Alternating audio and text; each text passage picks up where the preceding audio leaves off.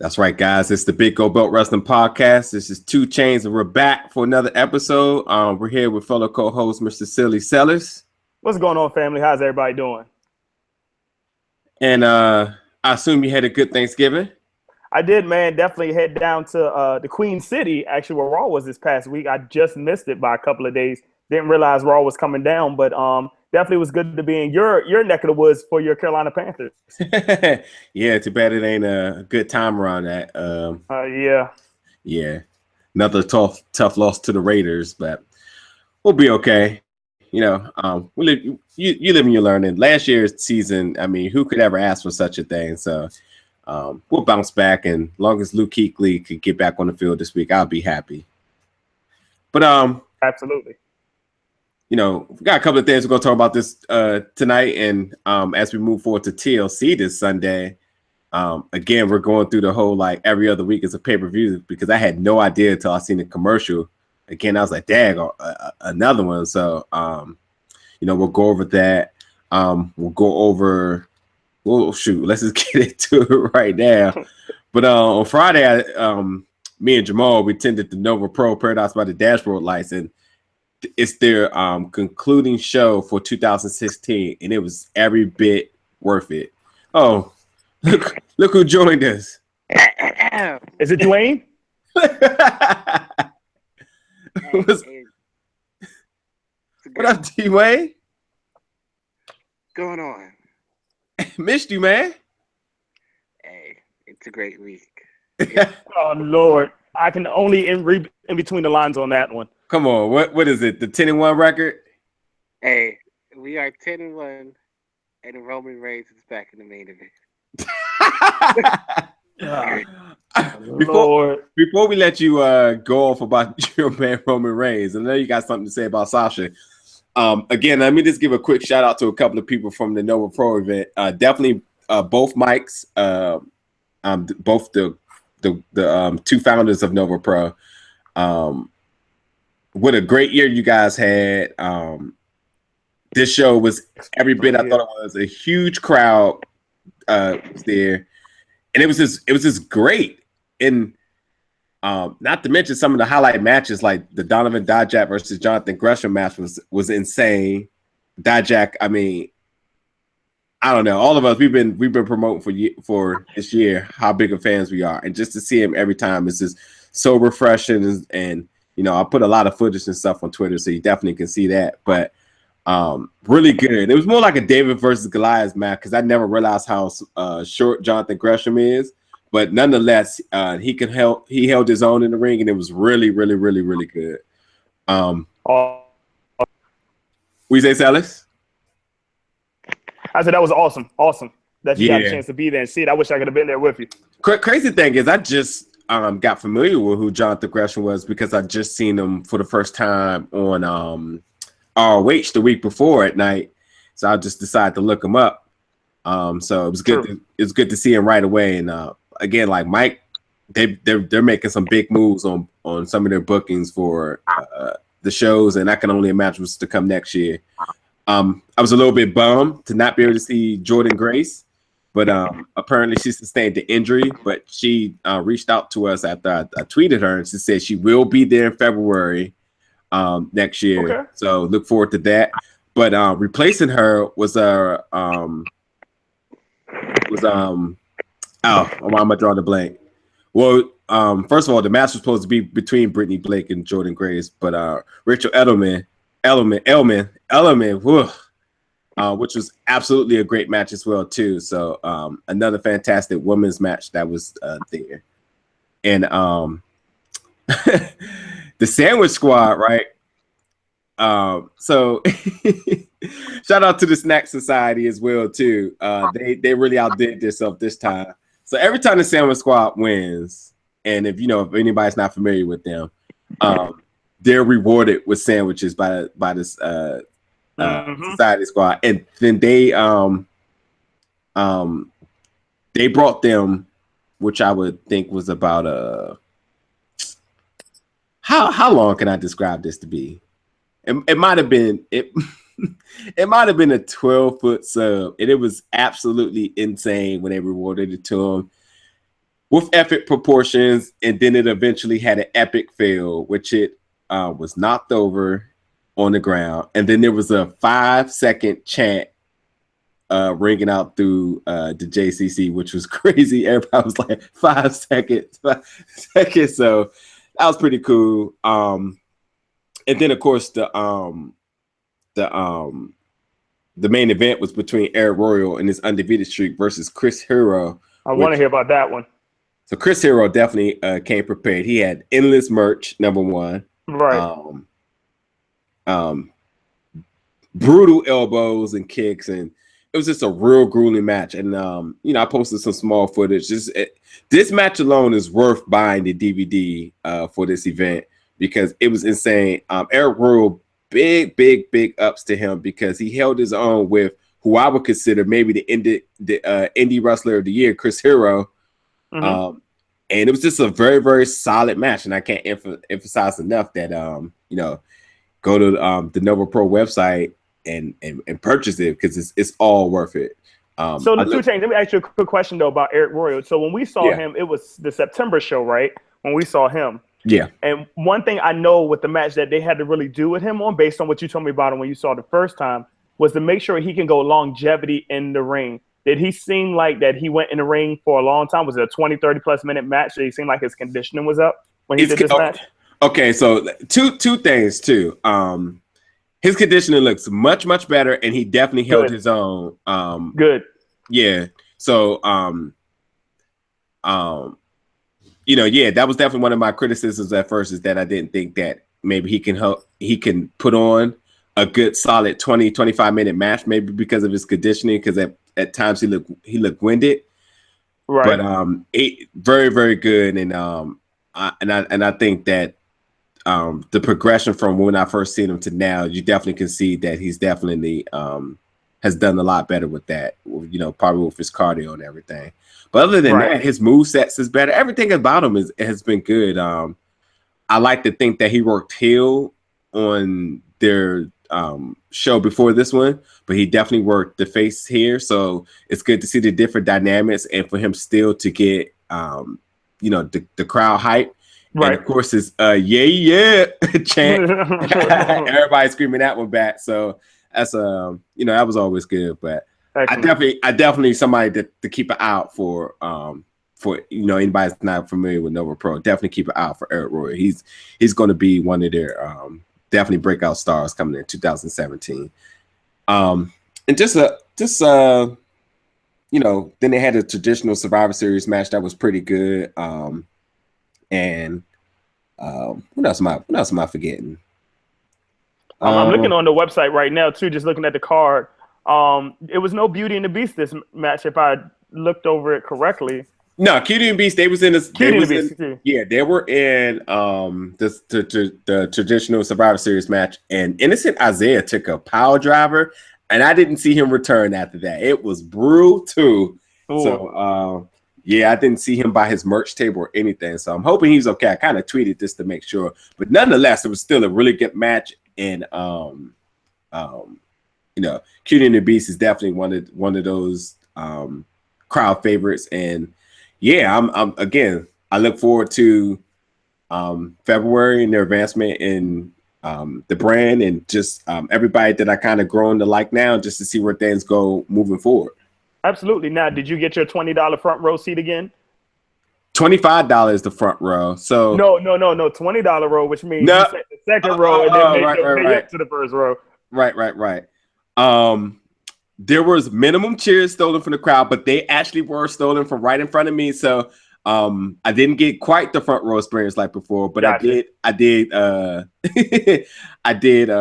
get up close and personal once when the chairs were being used. But awesome.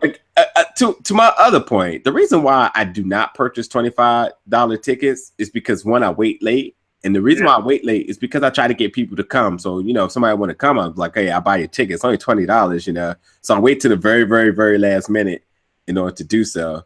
So, every time I pick up my tickets from the table, they're like, oh, you're always late to pay. And I was like, because I just give everybody that I'm, cool with the opportunity to be able to join if they want. And, if I need to pay or if I need to pay or to give, the chance, the opportunity to pay, I do so. So, but back to Rachel Ellering. First time I've seen her really, really, really, really, really good. If I'm not mistaken, I believe, I'm trying to think. Jamal told me who she was who she was currently dating, but either nonetheless, you might have seen her on some NXT tapings from before. But I'm gonna segue into this next statement too. She's somebody, again, I was not totally familiar for. Did see her, like I said, in the NXT taping, and it was good to see her live, which, that match with Brittany Blake and her was really solid. And it just poses the question is that there's a lot of women talent out there that are really legit, but a lot of people may not be familiar with.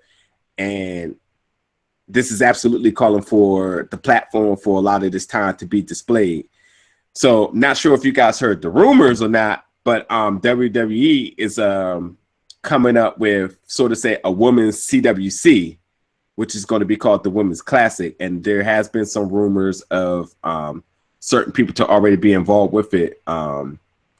So just wondering from you two, if you haven't heard the rumors or not yet, are you guys interested in this? And, with the success of the CWC, can it duplicate this as well and make it just as successful?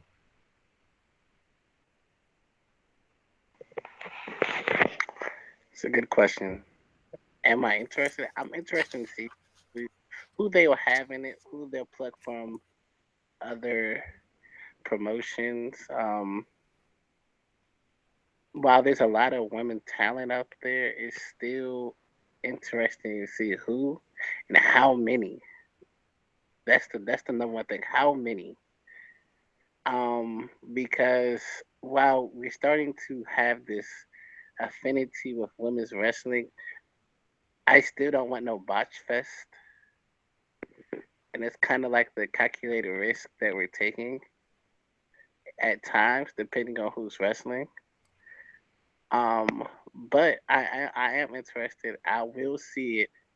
And I feel like at the end of the day, it will be better because the women's division in WWE is way more established than the cruiserweight division is. Yeah. So it's something you can look forward to because you know that there's more for them. The cruiserweight division is still kind of developing, still on the fence. You've had 3 champions so far, and I guess we get back to that later. By the way, Rachel Ellering is actually the daughter to Paul Ellering, for anybody that may not be familiar as well. But Kimberly, if I think Cellus was with us when we went to the Nova Pro match when she wrestled as well. She wrestled Brittany Blake. She's been rumored to be one of the participants thus far. But I mean, yeah, we're going to be looking at women from probably TNA, Shimmer, Jakar, RH, just a lot of the well-known established indie talent, as well as some of the indie talent that's already with NXT. So I think it's a great thing, and I really can't wait. Rumors is that it's going to be back at Full Sail, and tapers should start early 2017. So we'll see what happens with that. But yeah. So okay, since D-Wayne decided to join us, let's just talk about Raw for a little bit. Couple of pivotal things that's happened at Raw. Now, again, ratings were up this week, but not necessarily a lot of drama as it was for weeks before, especially with Goldberg. But let's just first start off with Paul Heyman in this promo that he cut, and he was all tears. Like, wait a minute, I wasn't even feeling that. Gotta be honest. Seeing a grown man cries, it's not my cup of tea. It was hilarious, but it shows the emotion and the effect that loss had on them. So I can see it's perfect. I mean, I hear a lot of people say they liked it. I mean, of course, it was funny to me, but it just leads to the segue of something that we already knew, that Brock Lesnar was going to be in the Rumble too. So it's just. Yeah, but if I can also segue on this, I think this means that neither one will win the Rumble, though. And me and D-Wayne touched on this before air. But at the same time, you have to build the story of the one of the biggest storylines of 2016/2017 if you want to make this Brock Goldberg thing work. Now, even though I wasn't liking the ending of how Survivor Series did with the Goldberg going over like he did, but the way Heyman sold this promo, it makes it worth doing what happened. So everything's always about money, nonetheless. Money and three. So we knew this was going to happen. This week, we've been definitely off about when it was going to happen, but we all know it was going to happen. But yeah, okay, yeah. He's in the Royal Rumble because the rumors got to us first before it actually was announced. So yes, he's in the Royal Rumble. And yes, we don't. I think we all can agree that we don't think either one of them is going to win because I'm pretty sure we all agree that Big Shot John Cena is going to win it again as he makes his return. I don't think so. Okay, well, we can discuss that. Nonetheless, are you guys excited that we're going to get to see Goldberg in the Royal Rumble? I am, and this is just like the icing of all cakes for us being our first Royal Rumbles too. Yeah, I wish everybody was with us right now so we could place a nice friendly bet on what number do y'all think Brock and or Goldberg is going to enter the Royal Rumble? I wouldn't be surprised 1-2. 1-2. Like 1 and 2? 1-2. I'm not surprised. Yeah, 1 really? And 2. So make Goldberg come out 1 because you got to have his entrance, and my thing, you got to do his full entrance, and then Brock be 2, and Brock be probably pull something. I wasn't going to be 2, but I have to be 2 now, something like that, But I thought it was all randomized though. It's randomized, quote. But yeah, okay. I think it's gonna be 1-2. If they're 1 and 2, the integrity of it being randomized is totally out the window for me. Oh, of course, just like AJ Styles was randomized at 3 last year. Yeah, I mean, but that's fine. Like Triple H was randomized as last 30. Year. All right. I get it, but 2 people in a feud right next to each other, that's like if all 4 members of the Wyatt family all came out 1, 2, 3, 4.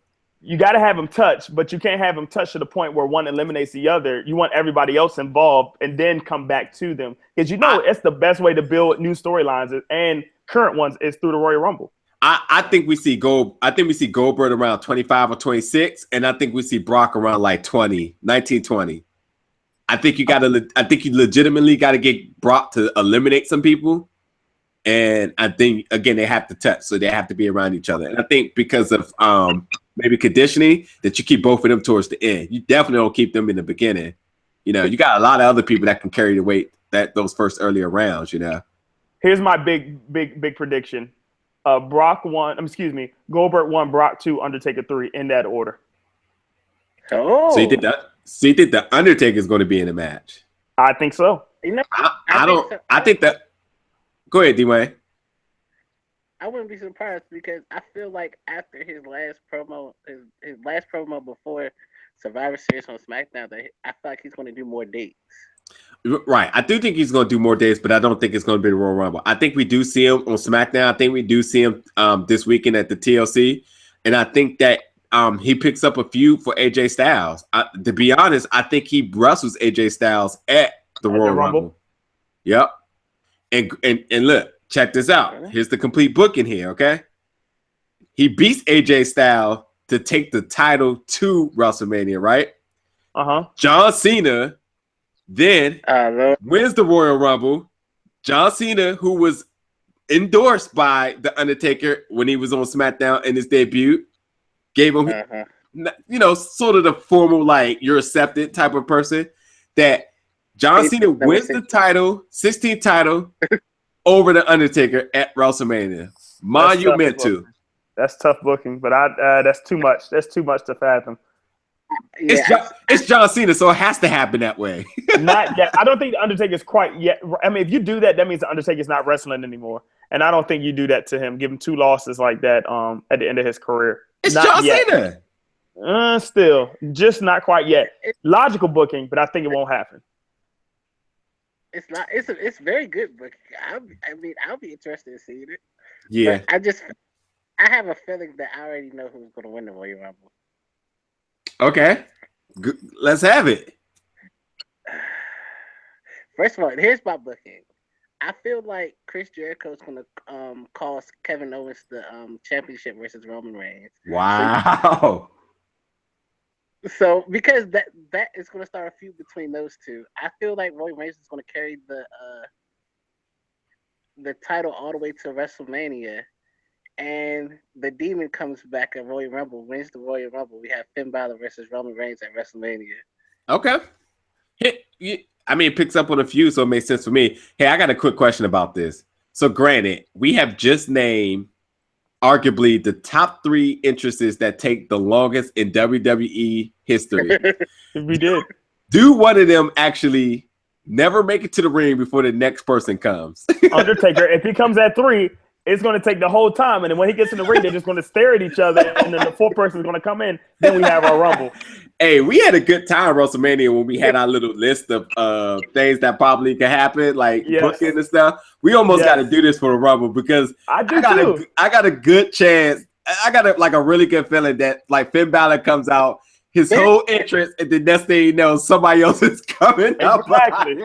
Exactly. Put 90 seconds in between each person? Yeah. Do you think we see there's no way that Finn Balor does the entrance because 2 people would have passed him by then. Right. So do you think we get a Demon versus the Boogeyman confrontation at all? I don't think the Boogeyman needs to ever come back to the Royal Rumble ever again. Ever again. Hey, I'm gonna be pretty mad if the Godfather doesn't make a return this year. I don't think he does either, but I do think you see three classic people come in. Let's just remember that last year there were none. None, exactly. So you got to make up for what was last year. But remember last year, who won it last year? Brock, right? No, Triple H. I'm sorry. So last year, who won it last year? Triple H. Triple H, yeah. So that was all about Triple H last year. Yeah, it was for the title. Yeah. Yeah. Yeah, I don't think they better have some, guest appearances. I hope they're not banking on Brock and Goldberg being their stardom. Right, I'm sorry. I go to the Royal Rumble because I'm looking for spots and returns. That's it. And your classic Kofi spot. Yeah, and then towards like the last 5 people or everything after 25, then I'm looking for booking because it is kind of disappointing when you're hoping for one person to make a return and then they don't even come at all. But another interesting thing is that Paul Heyman mentioned that there was going to be 30 participants. I was also banking that they might have went for 40 this time too.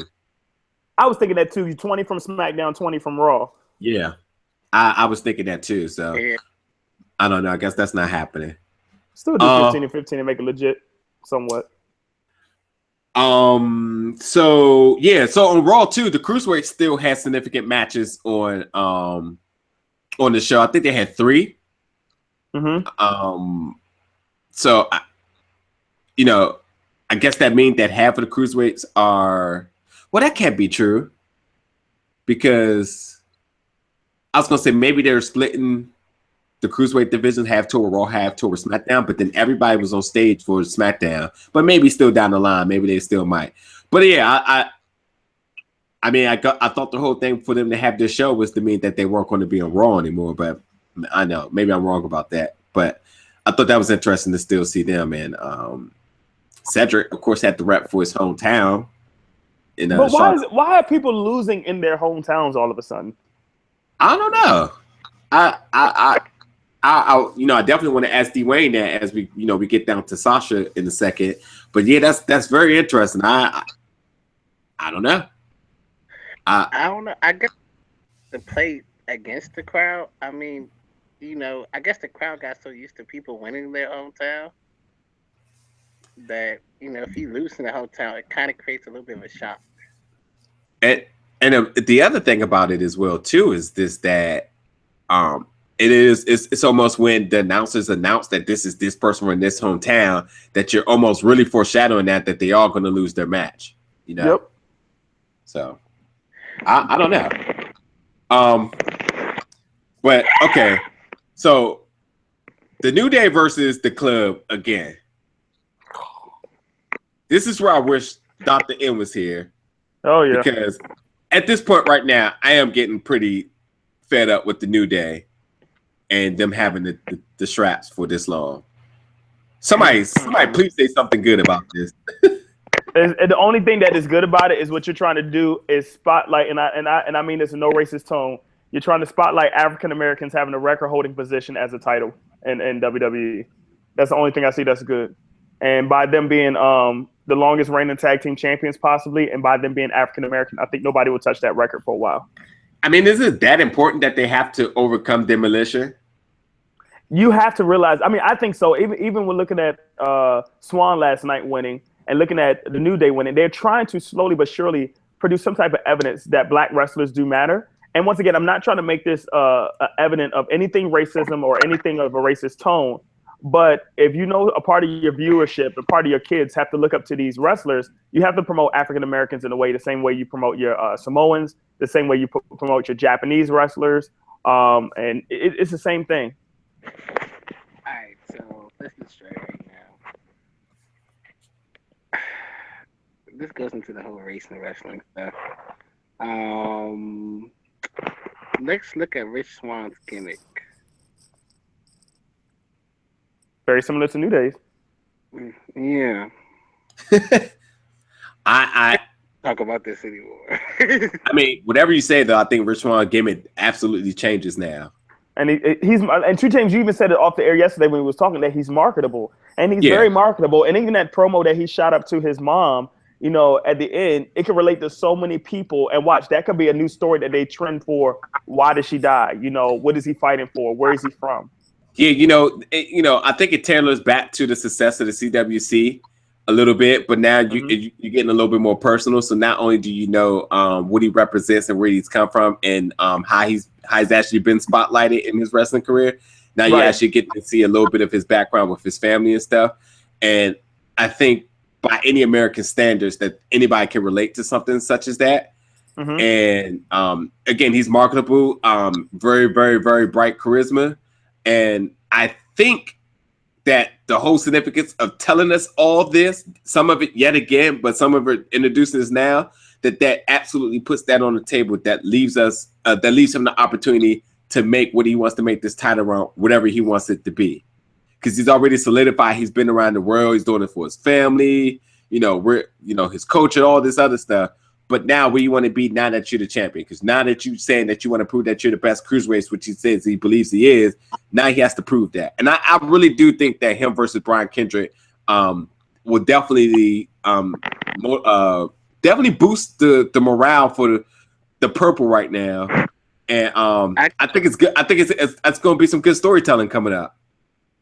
I think honestly, to be honest with you, I just have to see more of this, and I'm going to leave my reservation, my judgment. Give me a month. Yeah. After a month, give you a true analysis of what the heck I feel, because I'm being honest with you, I'm not feeling it right now. I'm definitely optimistic, but I agree with you. I'm definitely not going to get overzealous and say I do need to see something manifest here. I don't care if the title switches hands a couple of times.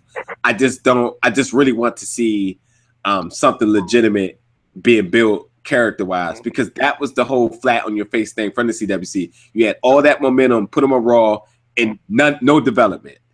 Right. But no. But we'll come back to CWC 205 Live in a second. But no, this club and New Day thing. Somebody please tell me why they keep booking the club to look strong, get you all hyped that they're going to win, and then they keep losing terribly. A roll-up pin? And Gallows was like basically right there where he could have just kicked them or anything. Well, the New Day was going to lose before they get this record. So, I mean, they had to do something. I mean, let's put it this way. Higher ups love the New Day. So, I mean, they're going to get TV time no matter against who.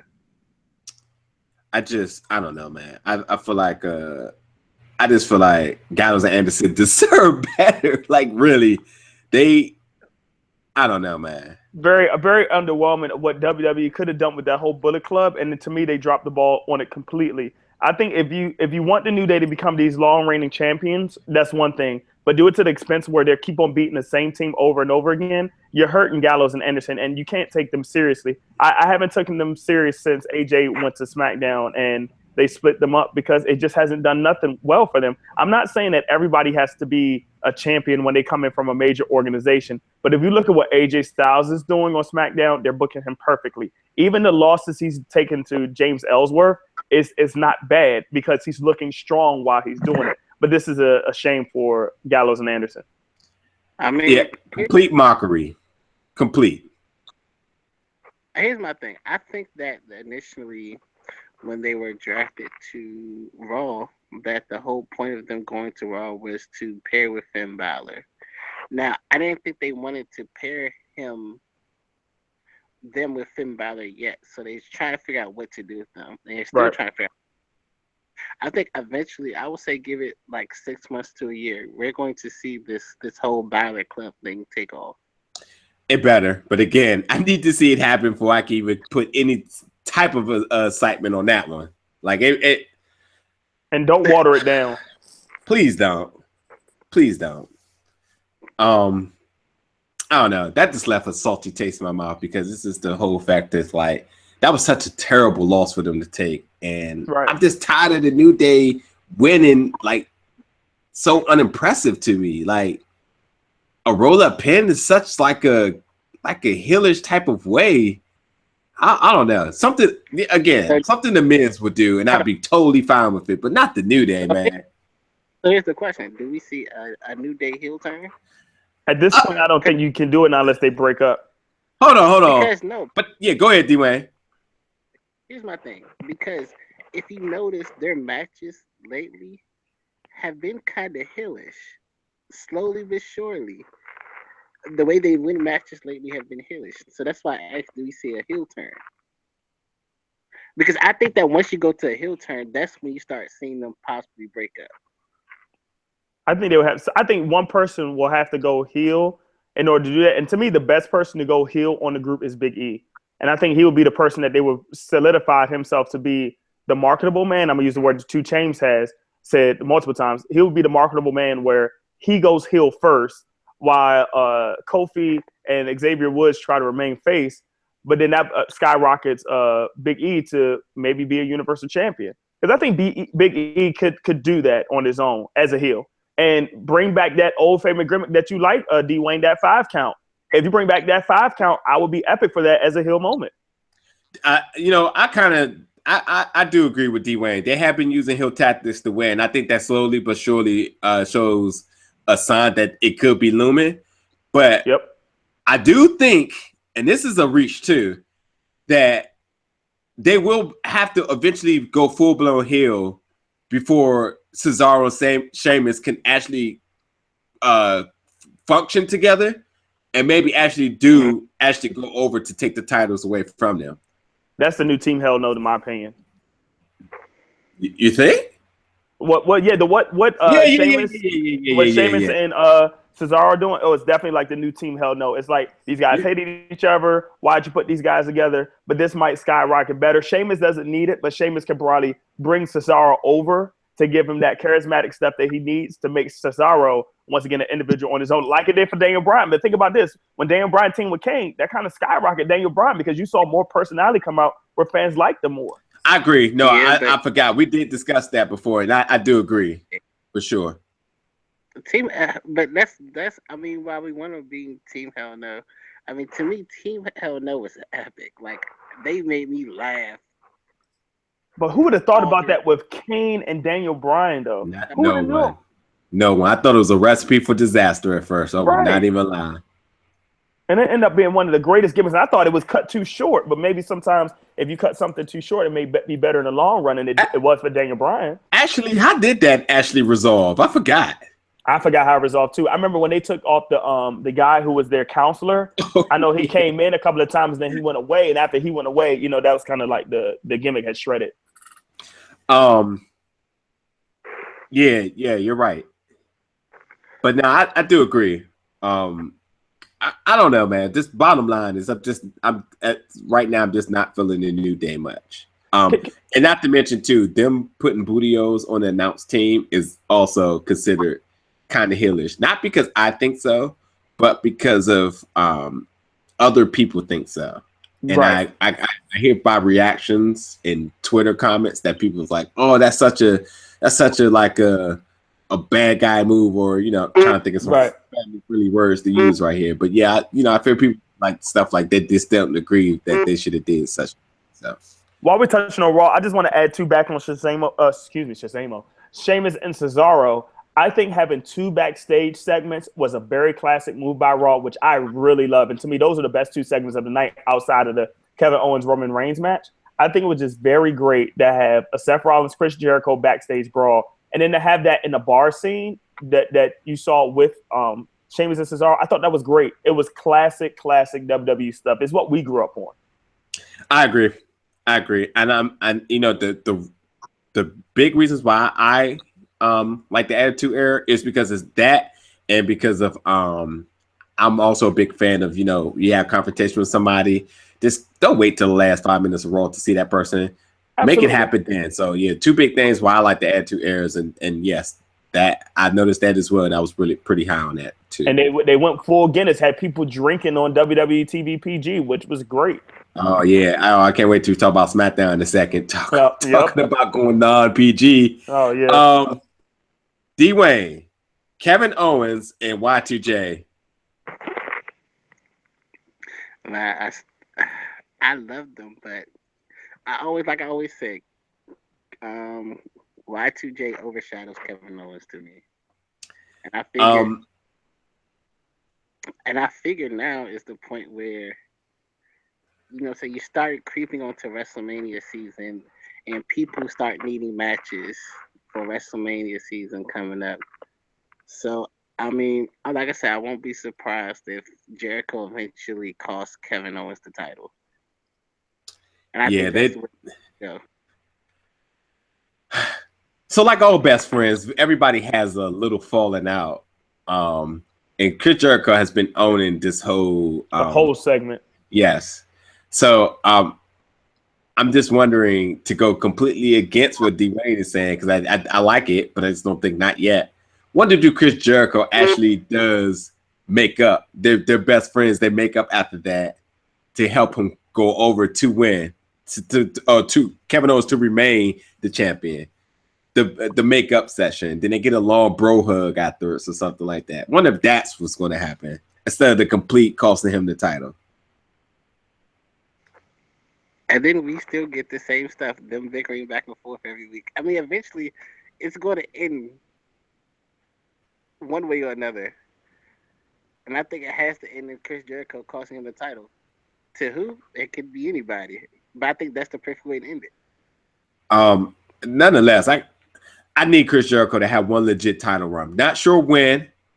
I could care for how long, but I legitimately need to see him have one more title run. Not sure when he's getting ready to kick it, but I need Chris Jericho while he's so hot and I feel like he's back in his prime again. Like, I just need a legitimate title run for him. And I hope that everything that you're saying happens so that we get that. You know what? I honestly wouldn't mind Jericho carrying the title into WrestleMania if you're going to have a Jericho versus Kevin Owens match.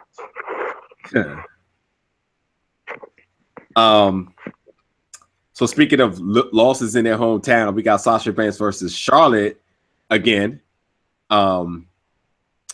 Where Sasha actually becomes the 3-time women's champion, beating Charlotte in her home state of Charlotte, North Carolina. Actually, is that even her hometown? Oh yeah, it is. I'm tripping. It is. That's where she got her name from. Okay. I was just thinking, is it actually Ric Flair's or was it hers? But nonetheless, Sasha wins, hitting a bank statement through a what do you call those things? The walk rails? I don't care. Nobody said that hurts.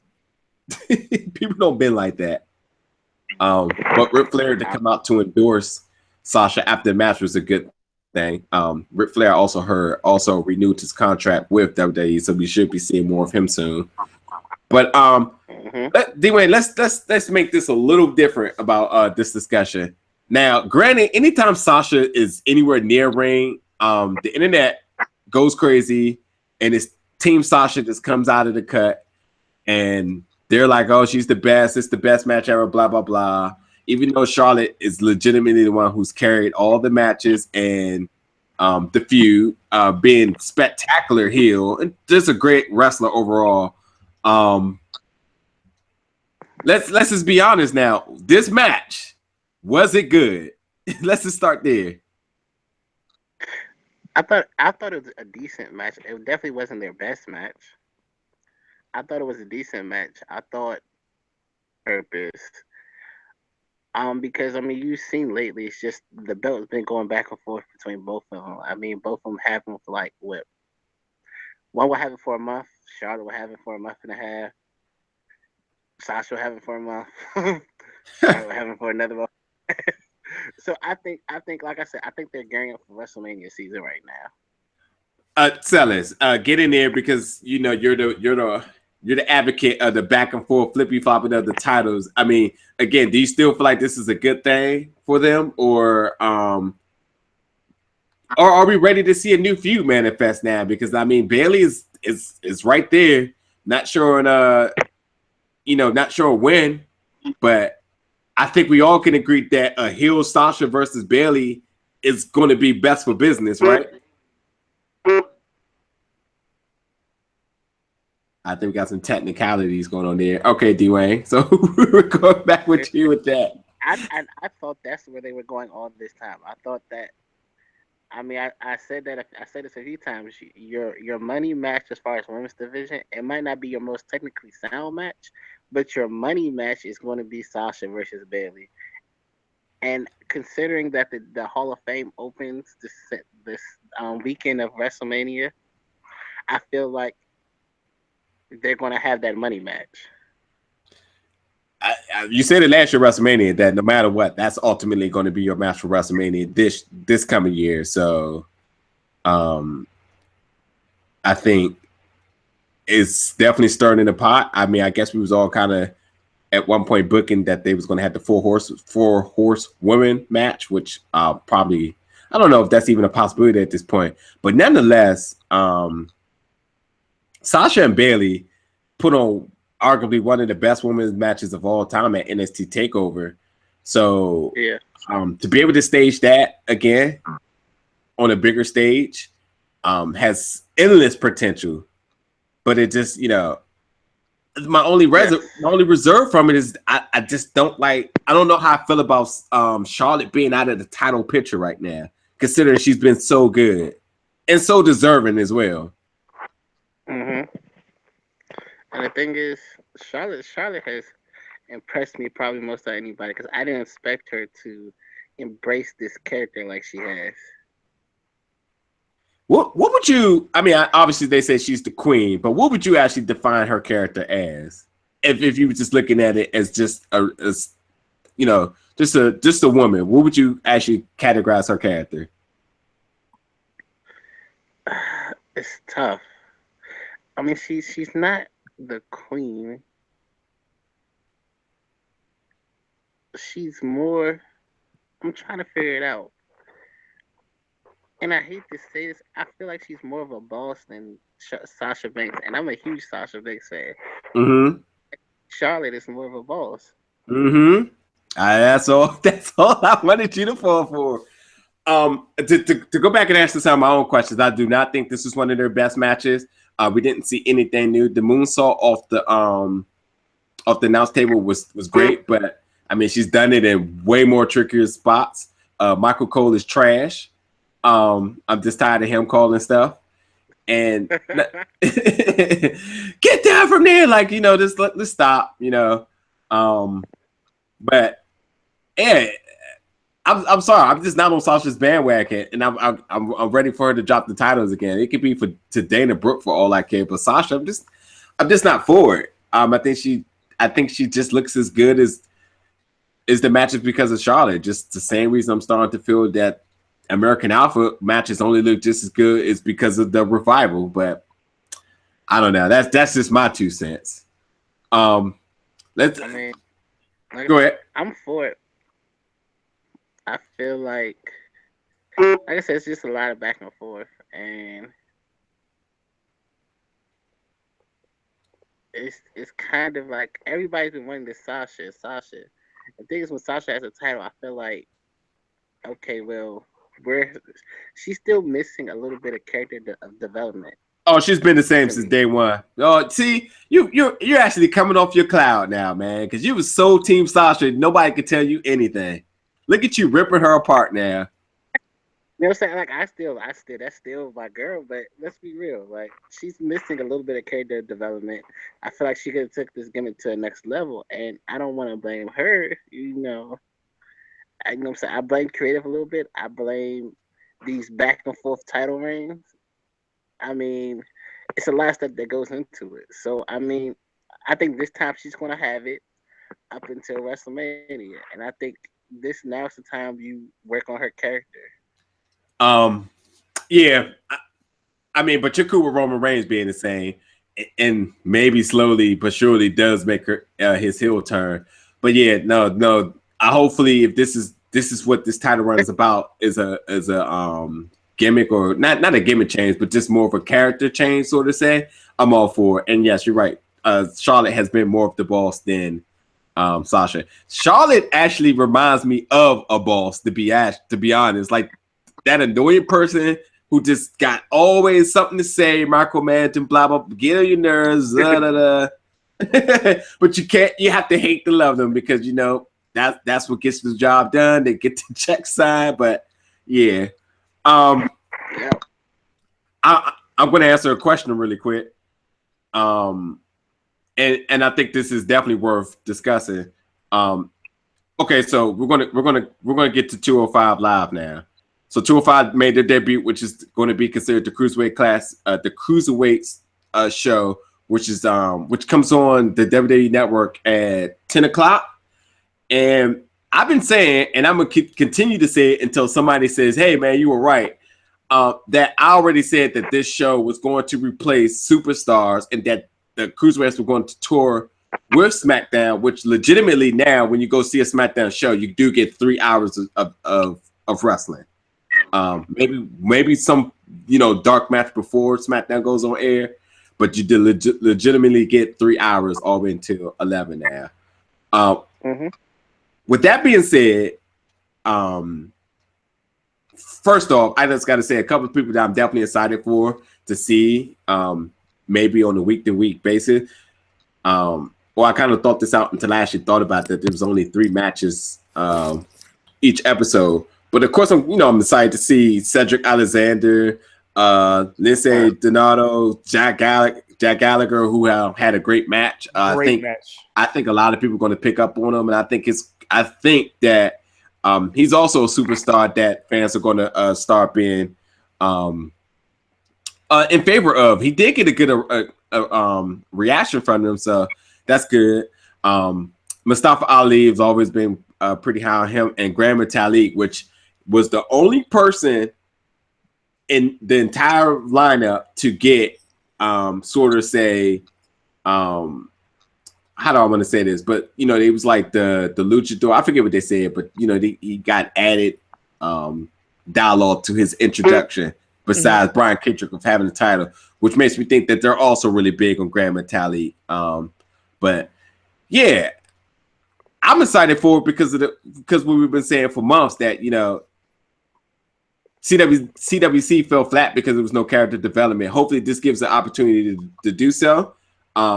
Each wrestler, before each match, one wrestler they did spotlight a little bit more on their background, and we got to see some added footage of their indie careers from the WWE. Yep. So hopefully, it will slowly catch along, and it will regather the success that the CWC did. However, because 205 actually was at the end of SmackDown, there was tweets going around saying how half the crowd left.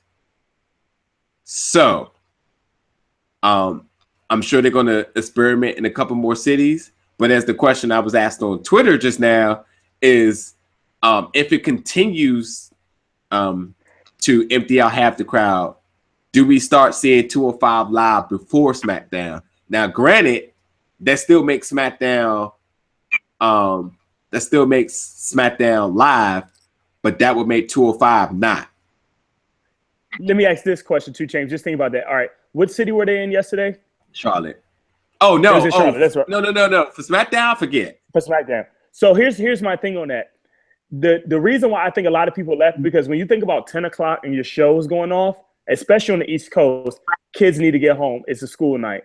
And the real people that's going to stay is like people, that don't have kids in their mid-20s and 30s that say, okay, I can stay out late and they won't mind doing that. So when you actually do that, it may make your crowd better because you have a smaller crowd that appreciates and know who these wrestlers are. So if they experiment with it and they see that people will leave, you might eliminate those families that don't know who to cheer for or don't know who some of these guys are. So like when you talk about Gallagher, like when I look at him, I look at him at like a William Regal. And when you have classic William Regal fans that know what is with technical wrestling, those wrestling fans will end up staying. Those wrestling fans will actually give you a good crowd fest, what I would call it, where they would give some reactions that it looks good on TV. So I don't think it's going to be a bad thing at all, because that's why I think that NXT and even the CWC does so well in those smaller venues, because you have the real deal wrestling fans and not the families that WWE tries to attract when it's national TV. Oh yeah, and SmackDown was in Spartanburg, South Carolina. So So definitely a school night, and you got to get those babies early. Yeah. I mean, look, man, you bought your tickets to go to the show, stay for the show. Like I really, agree. It's my pet peeve. Like you go to a Marvel movie and people leaving out before they know that after the credit scenes are going to be there. Like, don't do that. You pay for your ticket for the show and you stay to the end, because ain't nobody leaving out an hour early before Raw, because you legitimately know that it's a 3-hour show. Now they need to legitimize. As match hits, you see a jet for everybody trying to catch that Metro at the end too, and not even trying to wait for the dark match. Yeah. And that's another thing too. Before this actually happened, that we were getting dark matches with Raw talent on SmackDown, because they just didn't have nothing to do with that last full an hour that the fans were there. So now, this is all the more reason why the cruiserweights need to actually be solidified again, because you see now that the problem is you have to keep people in seats. Yep. So, nonetheless, though, I thought it was pretty good. What you guys think? Or who are you looking for, or what are you expecting now? Bold statement. What? I'm going to make a bold statement. Oh, okay.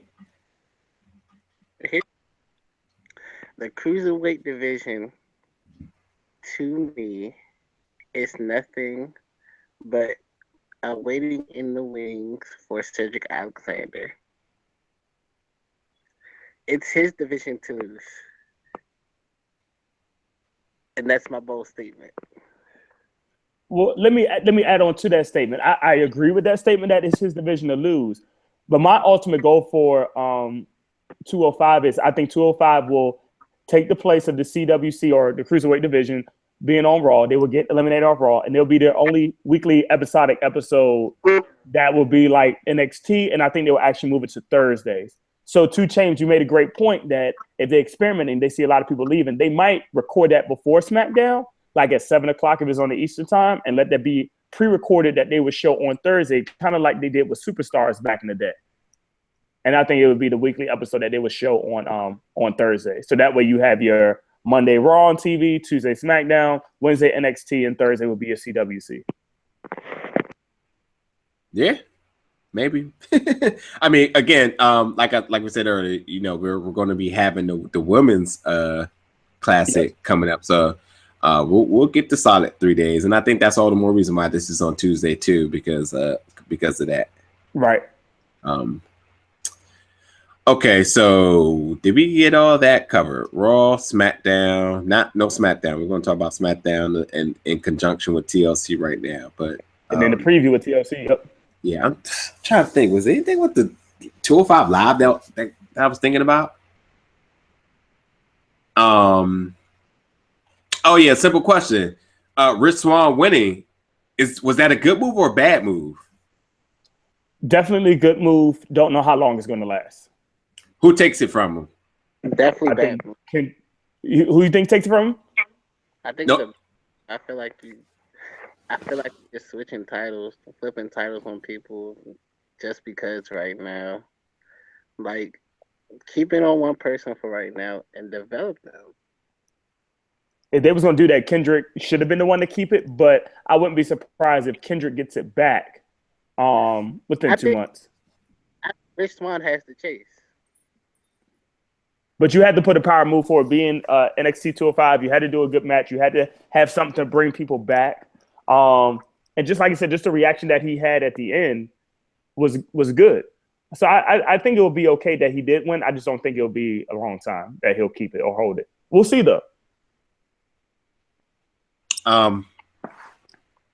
I don't know. I'm more of a fan of the face chasing the heel, and I thought he picked up 3 wins, and then he fights him for the first time, and then he wins. I mean, seems kind of easy to me, but I guess that only does paint that he doesn't have it long, and him to drop it to somebody. Maybe we got a T.J. Perkins heel turn because I thought he was always better as a heel anyway. That's what I was going to say. So. We'll see because they need another like heel that's solidified. Now Drew Gulak, granted, is good. I don't like Tony Nese as a heel. I don't either. So I don't know. There definitely just needs to be some changes made on that. But hopefully this is why this was made, and hopefully they can get it done and get it done correctly. Plain and simple, CWC needs some gimmick structures, like you just mentioned. Like Tony needs to have a gimmick structure. So, yep. So anyway, okay. So let's do this. Let's go down the TLC card and we'll preview it. For this coming Sunday. Which I'm not excited about this pay-per-view, honestly. Not really. I mean, I don't know. Maybe some Walking Dead before I turn it on. I was looking at the card and I was just like, I don't know. Because there's a lot of, we've already seen this before. Okay, so we got Rhino and Heath Slater versus the Wyatt family for the tag team titles. The Wyatt wins this, and that's because Randy and Bray Wyatt both need some gold. It's been a while. No, it hasn't even been a while. They never Bray never had a goal. Yeah, I was gonna say. And I think finally he picks up a win for some gold that's been long overdue. Long. What do you guys think? This is probably I actually match. Oh, go ahead, D-Wayne. This is probably your most predictable match of the night. Why is that? Because everyone knows the Wyatt family's gonna win. Like, I'm gonna go to the latter. I'm actually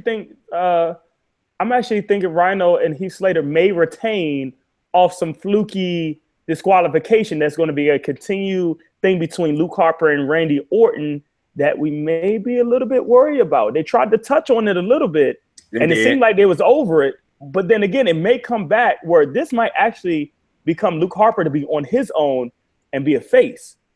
And if Luke Harper becomes a face, then this might be the end of the Wyatt family where Bray can be back on his own and Randy can do what he needs to do. I think the perfect thing to do was to put Randy with the Wyatt family just to elevate both superstars at the same time. And he's doing that right now, but they don't need tag team gold to do it.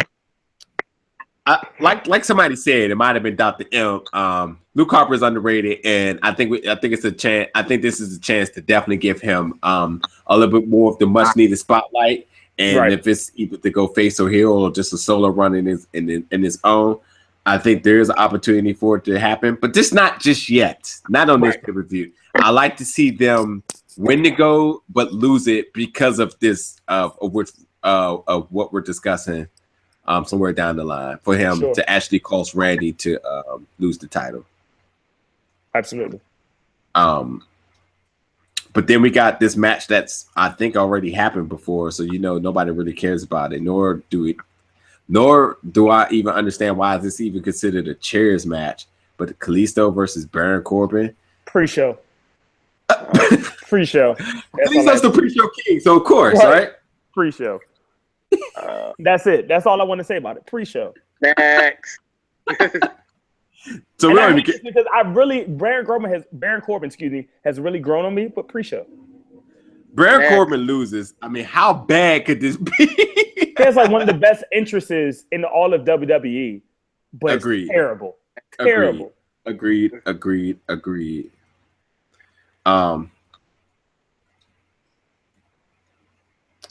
Hold on, I'm getting ready to answer another question. How about tape the show at Full Sail using the NXT schedule or at NXT live event? Okay, so I disagree with that. This is to go back to the 205 issue, if I'm assuming correctly. The the cruiserweights do no longer need to be at Full Sail because they need to come out of elementary school and graduate to high school and command bigger crowds, and character development needs to also cater to that. However, Full Sail will be much, much busy with the whole women's tournament. So, and then work the same schedule like the CWC, and I think that solves all of that. The next match for the TLC pay-per-view, we have the Nikki Bella versus did I say the Nikki Bella? Next, I agree. Nikki Bella with the trademark sign next to it with E, because you know the E network Nikki Bella, as Carmella likes to allude to. No DQ match. Nobody. Just next. Why is it that their profile women aren't getting high profile matches in, you know, monumental events? How Raw's doing. Raw's top heavy, and SmackDown is developmental heavy. These girls, they're NXT girls right now. They're not even top level girls. This is still Nikki Bella. She deserves better, if you ask me. And just the no DQ match on the TLC pay-per-view, it's just blasphemy. Nikki Bella as a face is nowhere near good as Nikki Bella as a heel. And I can't take Nikki Bella face. I need Nikki Bella heel, which is the best of what she was. What is she right now? She's a face. Nikki Bella's a pure face. Okay. And I can't stand it. Did the E Network say that she was a face? I think the E Network is totally separate from what she's doing on SmackDown. I think she has to be face so people can watch the E Network for what they do. But I just think she's just a pure face right now. And I think, unfortunately, when you lose the rack attack as your finishing move, or you can't do that because of her neck issue, it took a lot of her power that she was as a wrestler. I think she had to change up her skills. I don't agree with that at all. I don't think a change of a finisher hurts anybody momentum, because the curb stomp didn't stop Seth Rollins. I still don't like the pedigree with Seth Rollins. It makes me cringe every time he uses it. I don't like it, but it hasn't hurt his momentum. So I don't think the rack attack by any means slowed her down. I think she's still considered one of the best in the division, no matter how she's being used right now. But again, she deserves better. And all the John Cena references to her, I mean, she deserves better. You can't just slander John Cena name and give her a no DQ match. Give her something better. First of all, the Becky Lynch and Alexa Bliss match should not just be a tables match. It should be a TLC match. It really should. And then this match could have been a tables match, if you ask me. So go ahead, D-Wayne. Hey, look. As long as you have John Cena's name around her, she's fine. Because it's John Cena. So then you think there's no DQ match is perfectly fine for you? You're not even going to watch this match. So why am I even catering to you? Yeah, you're right. I will watch this match, though. I will watch this. Well, not this match. You mentioned the Alexa Bliss match. I will watch that one, but I won't watch the Nikki Bella one, the Carmella. It's probably going to be a Sunday Night Football break for me. Okay, and again, another match that we've seen before, The Miz versus Dolph Ziggler in the ladder match. Now, this is a little bit different because I think Dolph Ziggler is really good in ladder matches. And The Miz is really good. The Miz is really good. The Dolph. Go ahead, D-Wayne. I'm just not excited because I feel me neither. Not for this match. Like 20 times already. Exactly. I'm not excited because I don't think The Miz loses by any means now. Dolph is not even a threat to The Miz losing the belts at all at this point. I'm not really sure who is a threat to it that makes sense, but The Miz is definitely not the answer right here.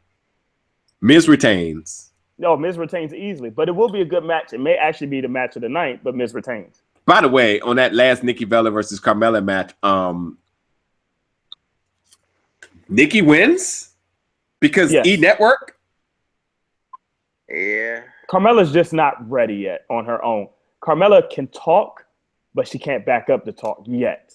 She's doing a lot better, but I wish she'll stop all that screaming. This is not a Playboy's Bunny shoot, and this is not the Jersey Shore. So let's just stop it. All the those unnecessary screaming just needs to get out of there. Yeah. But yeah, okay. So we got Becky Lynch and Alexa Bliss in a tables match, which should be a TLC, but whatever. What happens here and why? Because I don't even need to speak because I'm gonna be biased. I think Becky Lynch does retain, and Alexa Bliss is my underrated performer right now. I think she makes it very close. I think the match goes about 15 minutes, but I just think Alexa Bliss doesn't have the experience yet. I'm still waiting for what's my girl's name? Eva Marie trying to come back up and doing her thing. So until that happens, I don't see anything going on with the title as far as changing hands. What? Yeah. When does Eva make her return? Well, I read that she was doing a movie. So when she was doing that movie, now she's back. It's just the fact of, I guess, trying to put her back in at the right time.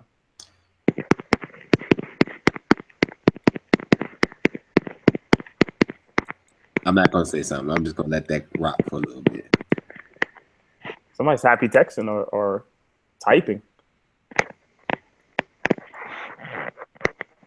D-Wayne, I'm just. D-Wayne? Yeah, I'm not gonna let you say something. Oh, he's texting. Oh, he's back. You can't just put your D-Wayne. You can't put your show on mute. I mean, on pause. Okay, you can't do that. Right. At least walk away. I mean, my wife had to call me, and I had to talk to her. But at least I walked away. If you're gonna give us FaceTime, don't put us on pause. Right. We don't like that. We're bougie here. Hey, look, the bougie gold belt. Hey, look. Right, there you go. as long as you talk about TLC, I feel like I can pause. Go away. This is the most useless pay-per-view of the year to me. This is so bad. And the Usos not even on the card, right? Oh my God! Or American Alpha. So D-Wayne, who wins this match? Becky Lynch versus Alexa Bliss. Let's get to this last match and get on with this. Did you really just ask that question? Who wins? Man, look, answer the question, sir. Answer the question. Becky Lynch. Come on. I like Alexa Bliss, but here's my problem here. Considering that Sasha could not get put through the table when Charlotte tried to execute that before and being a little bit flimsy, I don't see a good end to this match for the same reason, because Alexa Bliss is like 5 foot of madness. And I think she's going to get thrown on the table and she's going to probably bounce right off. And I can't wait for that. That's going to be the spot of the year. I guarantee it. But of course, Becky wins because I feel like if she's allowed to say that on SmackDown, I should be able to allow to say that on the show, but I'm not. But hold on. Let me tell you this, though. Becky needs to improve her mic work. Oh, come on now. I was almost cringing at first when she was starting her promos. I might just be head over heels on her because every time she speaks, I just like, yes. And did she actually say what she said? I was just like, oh, you get her, girl. Me and Tasha. You're right. I'm waiting for Emelina. Just give me Emelina back. And you can't tell me those promos are nice. At least my girl can wrestle. Hold up. My girl was making classic matches with Asuka up in London. Don't even sleep. I'm talking about Becky being better than Sasha. Not better on mic. Maybe not the better gimmick. Maybe the gimmick's offset. No. Sasha gimmick doesn't work because Charlotte is the better Sasha gimmick. Becky gimmick is better. Right. Becky's worse on mic. You said my word to get me there. Yep. And I don't care because Finn Balor's not good on mic, and everybody's just going to praise him when he gets on it. So whatever. So Becky gets a pass on that note too. So bam. Becky just gets a pass for you on everything. And she wins that match easily a 15-minute match that she wins. And Alexa Bliss gets bounced off the table once. I'm booking it right there. You give her 15 minutes? 15 minutes. 15 minutes. Yeah, I'm going 15 minutes. The match is not going to be done in 2 hours. The car's not going to last past 10:30. By the way, speaking of what we just said a second ago, I fully expect the Usos versus American Alpha to be on the pre-show. That's going to be the best match of the night. As the number one contenders match. I guarantee it. The Usos are great. I love this new heel Usos. I want to see them. I'm all for it. That's why Roman Reigns need to just go ahead and jump shit, man. It'll work. No. It'll work. Keep the family separate. No. I mean, as a heel, not come to SmackDown. No. Oh well, yeah, it is what it is on him. Roman Reigns would be the greatest heel of all time. What? Stop it! Blasphemy! Blasphemy! Oh boy! Oh boy! Oh boy! Mm-mm-mm. Did he just really say that though? Like, I'm playing, y'all. No, he's not. No, He's dead serious. And the main event is AJ Styles versus Dean Ambrose, with James Ellsworth being taken out on a stretcher on SmackDown, which I can only imagine he comes back to interfere to maybe cause AJ the match. I don't know, but I'm just not even invested for real. Like, James Ellsworth is James Ellsworth, but I don't know. I know he plays a part in this match, but I just don't see why AJ should lose the title here by any extent. And I think Dean will be just as fine without the titles for a while, especially with the momentum that he's banking off of behind James Ellsworth. So again, AJ Styles versus Dean Ambrose, CillyCellus. Who do you got and why? And what does James Ellsworth do in this match? This is going to be interesting. It's going to be a close fall for making this match, but you can't take the belt off AJ. You can't. It's just no point. When we both talked about it, and I agree with it, especially with D-Wayne, with the Undertaker coming through, being his next opponent, it just can't happen. D-Wayne? Again, another predictable match, right? AJ Styles wins. Apparently, I won't be surprised if James Ellsworth super kicks Dean Ambrose. No. Don't call it that. No chin music. When do we actually get to see him wrestle, man? Never. Yeah, we do. He'll be in the Rumble. When he gets some new boots and stuff like that, that's when they're gonna let him wrestle. They already hinted that his boots are old, so they're gonna revamp him right now. But look, he's so over right now, and there's no rush to get him in the ring. But eventually, I think it happens. He better not be in the Royal Rumble, but if he does, oh man, I can only imagine.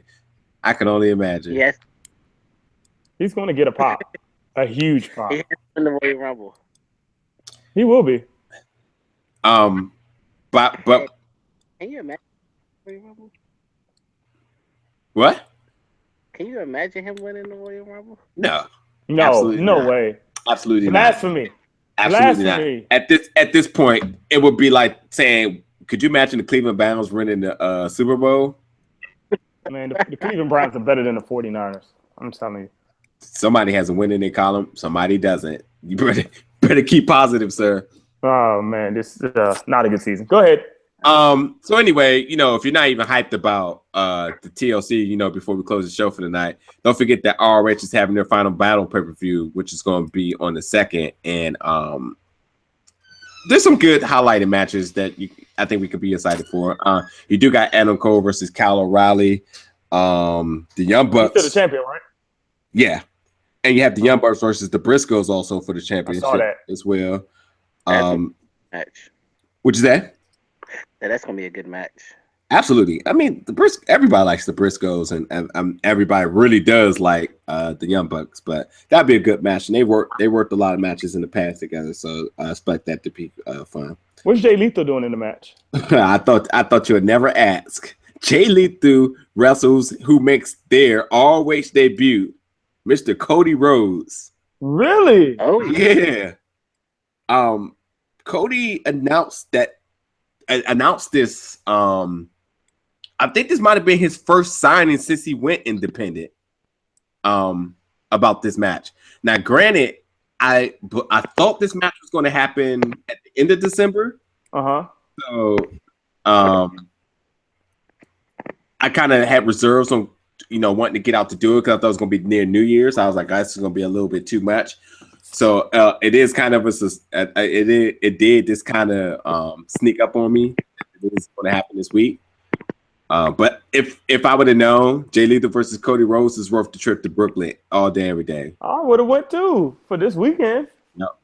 So, or well, just in New York. Evolve is going to have a show in Brooklyn, so there's just enough reason to be out there anyway. Right. Okay. Man, where's Aaron when we need him? I just said Kyle O'Reilly is going to be wrestling Adam Cole. Can we get it from somebody, please? Oh, what? The Adam Cole baby. Yeah. I was figuring you saying it, but I can't do it like Aaron does. Aaron does it best to the T. You also got Colt Cabana versus Dalton Castle, who Colt Cabana was just recently quoted for saying that CM Punk messed up his WWE career. Oh man, some friendships you just can't patch, huh? No. Justin Thunder Liger and Silas Young. Got some 6-man tag. I'm a Silas fan. The good old Maryland MCW wrestler Leo Rush, Kushida, and Jay White versus the Kingdom, which would be fun. So, yeah. And nice show for $20. Huh? That's a nice show for $20. Nah, this ain't gonna be $20, but it's gonna be. How much is it? I don't know, but it's gonna be around indie prices, but nonetheless, Oh, I mean, when we went to ROH, how much did we pay about? That was 20. That was $20. Yeah, that's right. That was floor seating. No, but what show did we go to? Death Before Dishonor. That's right. So, yeah. But nonetheless, like I said, not looking forward to TLC. That the ROH Final Battle definitely looks to be on card, going to be a good show. So, I'm glad that that was just brought to my attention. So I will have to watch that live for sure. Right. Any of your closing remarks before we get out of here as we wrap up the show? Let me ask this question, and I know D-Wayne has asked this before, but does Cody Rhodes go back to WWE within the next year or two? Does CM Punk go back to WWE within the next year or two? CM Punk. No. All right, then. N-O. No. What about Mr. Kennedy? Dog, stop. Stop. I can hope. If he's not in the Royal Rumble, please forget it. Just drop it. Oh. Continue with your final remarks. I ain't getting off the show till I make this comment. That's it. That's the only one that I got to shout out my favorite wrestler. So, D-Wayne. Oh yeah, everybody in the world just seen that.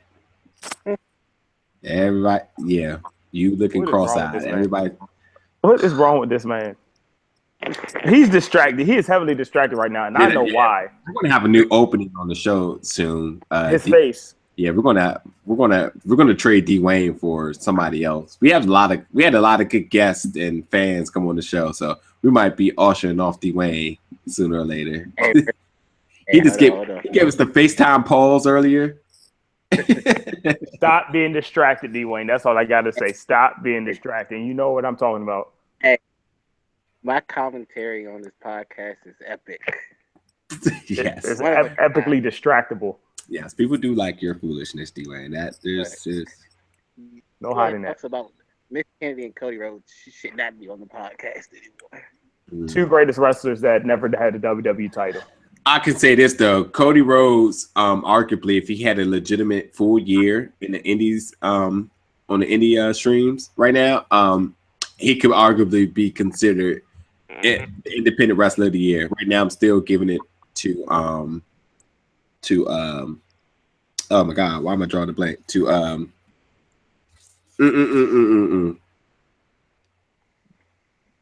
Chris Hero. I'm sorry, Chris Hero. Yeah.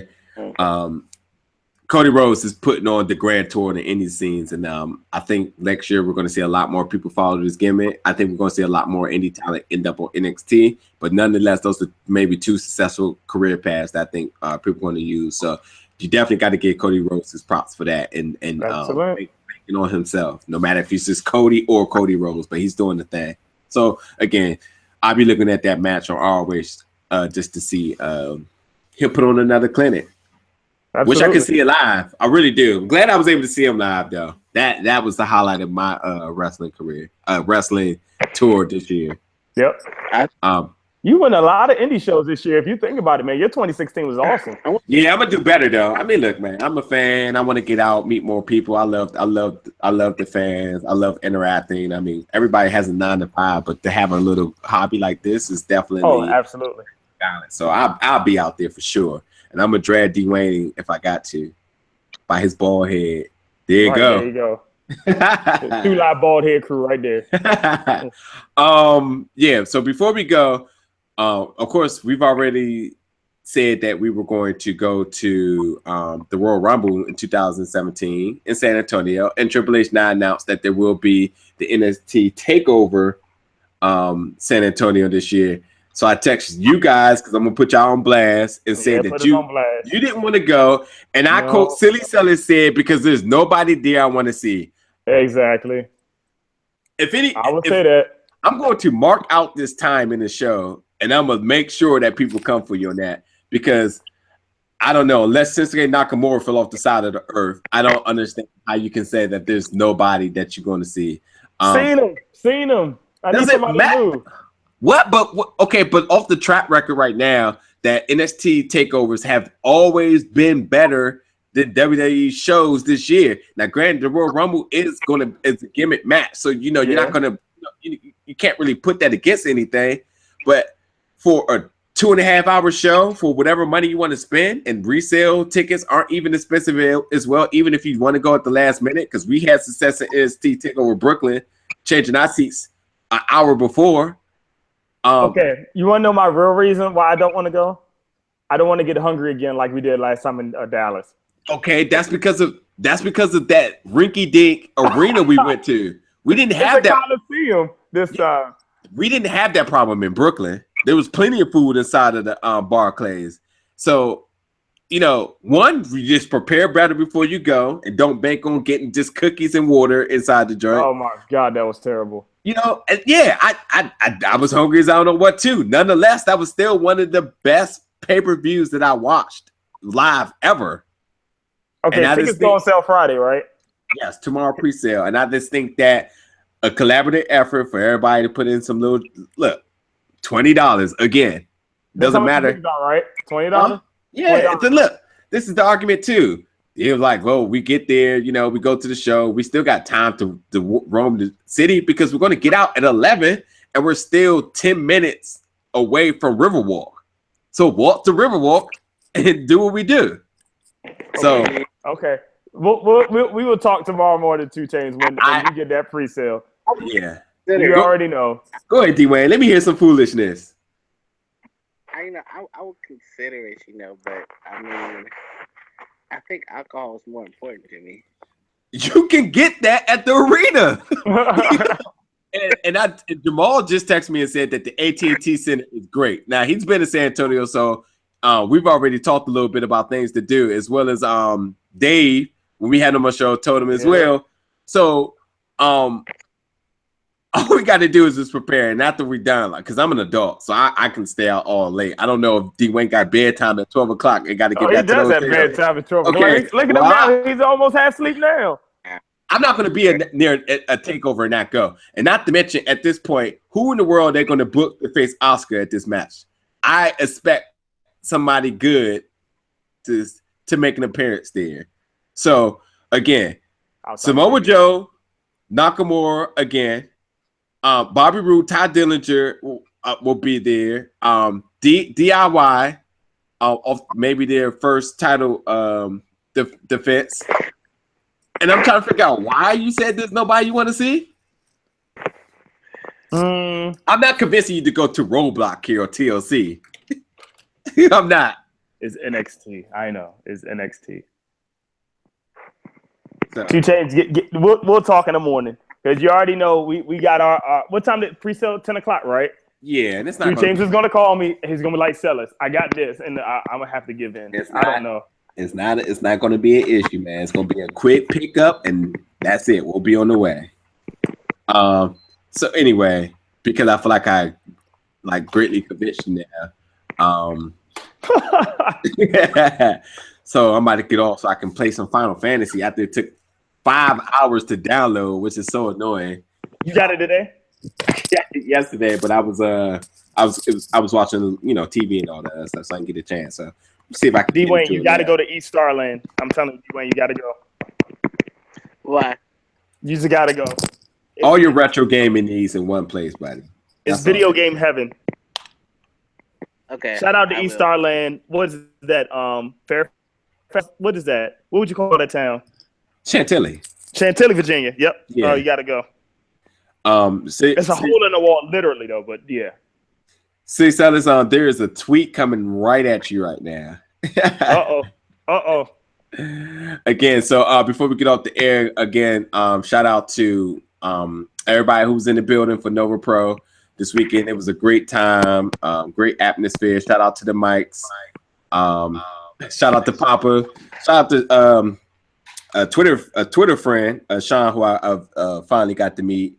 And just everybody who, was liking, retweeting pictures and all the interaction and fun. Look forward to seeing all the Nova Pro and Northern Virginia fans come February. I talked to Mike, so hopefully, we'll be looking out for an opportunity that we're able to get our hands on then. So you'll see a little bit more of the Big Gold Belt Wrestling Podcast. But again, for 2 Chainz, CillyCellus, D-Wayne, and in the absence of Dr. M and Aaron, thanks for tuning in. We'll catch y'all next week at 8:00 p.m. Eastern Standard Time.